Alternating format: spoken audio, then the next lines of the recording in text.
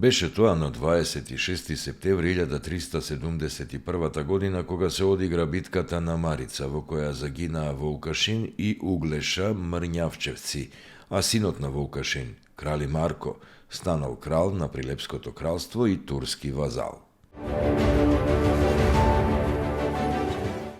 Беше тоа на 26 септември 1967 година, кога Светиот Синод на Македонската православна црква донесе одлука за отворање на православна богословија, среднообразовен теолошки центар. На почетокот богословијата била сместена во манастирот Горни Свети Илија во селото Бањани, Скопско. Беше тоа на 26 септември 1993 кога во Виница е отворен првиот фестивал за хумор, сатира и карикатура во Република Македонија, наречен In Vinica Veritas. На 26 септември 1993 во селото Довезенце, Кумановско, е осветена новоизградената црква Свети Ѓоргија. На 26 септември 1879 година е роден Александар Иванов Ненов, наречен Бујнов, револуционер, учесник во Македонското револуционерно движење, член и војвода на Македонската организација. По Илинденското востание во 1903 Бујнов го напуштил театарот и се оддал целосно на Македонското револуционерно движење. До 1905 година е четник на Скопскиот револуционерен округ, а потоа во Серско, каде станува еден од блиските соработници на Јане Сандански. По Првата светска војна е во групата противници на Тодор Александров и на генерал Александар Протогеров, предводена од Ѓорче Петров. Во април 1923 е избран за пратеник во Бугарското народно собрание. По превратот од 9 јуни се утврдува во градот Банско. По убиството на Тодор Александров, Александар Бујнов е убиен по пресуда на ВМРО на 27 септември 1924 во Банско.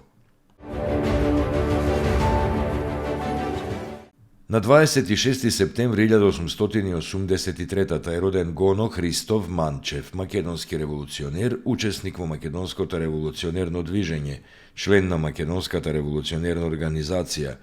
Подоцна се приклонил на конзервативно-централистичкото крило и станал струмички војвода на ВМРО автономистичка. Во периодот 1921-23 бил струмички помошник војвода, а од 1924 станал самостоен војвода во Струмичко. Загинал во 1927 година во местноста Коџабаир, во планината Беласица, во судир со српски чети.